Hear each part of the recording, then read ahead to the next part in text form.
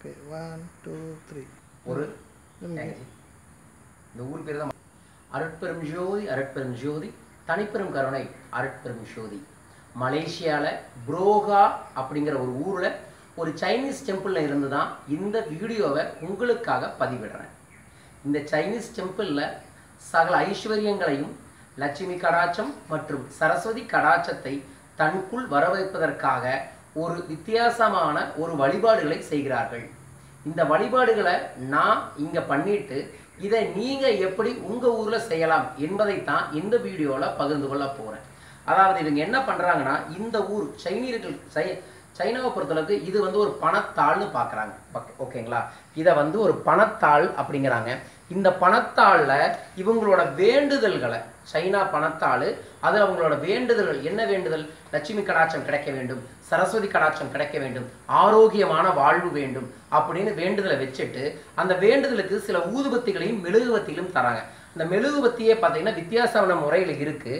அந்த மெழுகுவத்திலையும் மந்திரங்களை தான் இவங்க வச்சுருக்காங்க. இந்த மெழுகுவத்திலையும் கூட மந்திரங்கள் எழுதி வச்சுருக்காங்க.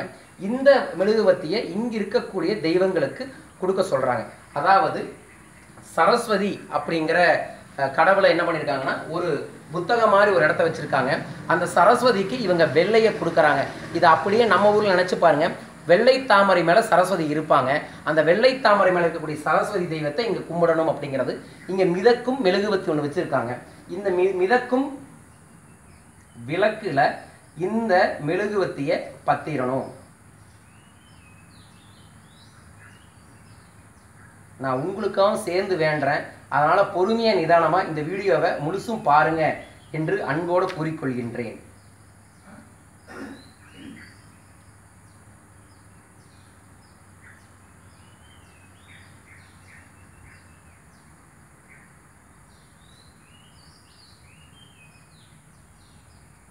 இது சரஸ்வதி கடாட்சத்திற்கானது. சரஸ்வதிக்கு நம்மளே தீபதூபங்களை காமிச்சிட்டு இந்த மெழுகுவத்தியை சரஸ்வதி தேவிக்கு நமக்கு கல்வியில் மேன்மேலே வரணும், நம்ம கற்ற வித்தை நமக்கு சிறப்பாக நடைபெறணும் அப்படிங்கிறது சரஸ்வதிக்கு வேண்டிக்கிறோம். அடுத்தது சிவப்பு. இந்த சிவப்பு மெழுகுவத்தியை எதை குறிக்குது தெரியுங்களா? நம்ம லட்சுமியை குறிக்குது. நம்ம லட்சுமி எதன் மேலே இருக்காங்க? சிவப்பு தாமரை மேலே இருக்காங்க. அந்த சிவப்பு தாமரையை தான் இவங்க சிம்பிள் ஆஃப் சிவப்பு மெழுகுவத்தி அப்படிங்கிறாங்க.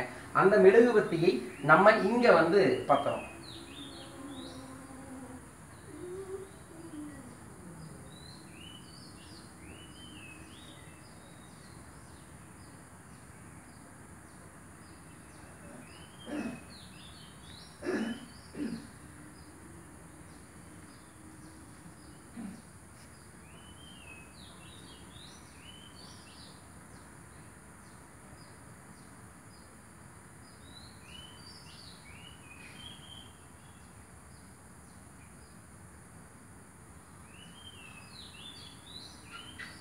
ஓகே, லட்சுமி தேவிக்கு கும்பிட்ட உடனேயே நம்ம ஊர் கௌரின்னு சொல்லக்கூடிய பள்ளி சத்தத்தை கொடுக்குது. ஸோ நம்மளோட சிம்பிள் படி லட்சுமி கடாட்சம் நிச்சயமாக நமக்கு கிடைக்கும் அப்படிங்கிறதான்.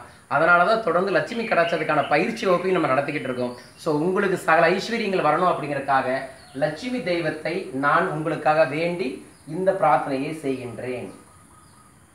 அதற்கப்புறம் என்ன பண்ணுறாங்கன்னா ஊதுபத்தியை நிறைய பயன்படுத்துகிறாங்க. இவங்களோட ஸ்பெஷலே வந்து ஊதுபத்தி தான். இந்த ஊதுபத்தியை என்ன பண்ணுறாங்கன்னா பிரித்து ஒவ்வொரு கடவுளுக்கும் பண்ணுறாங்க. ஸோ இப்போ இந்த ஊதுபத்தியை நம்ம முதல்ல செல்வ வளனை வச்சுக்கிட்டு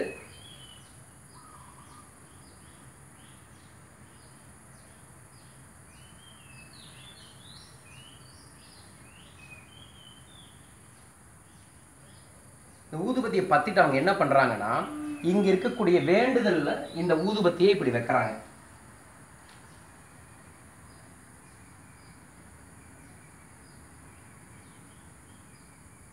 இந்த ஊதுபத்தியை வேண்டிட்டு இந்த ஊதுபத்தியை இங்கே இருக்கக்கூடிய இடத்துல குத்தி வச்சிடுறாங்க.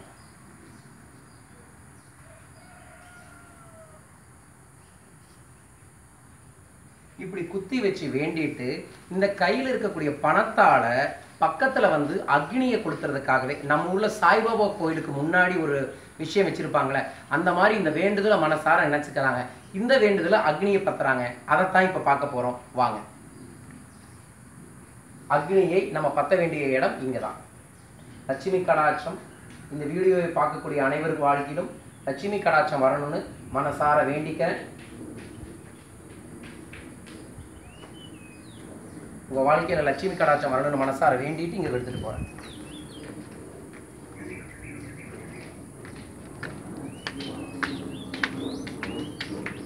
ஸோ இந்த இடத்துல தான் இந்த வேண்டுதலை வேண்டணும்.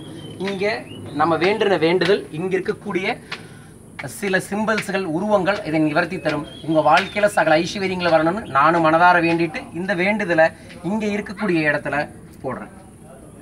ஸோ இதை உள்ளே பார்த்தீங்கன்னா அந்த வேண்டுதல் நடக்குது.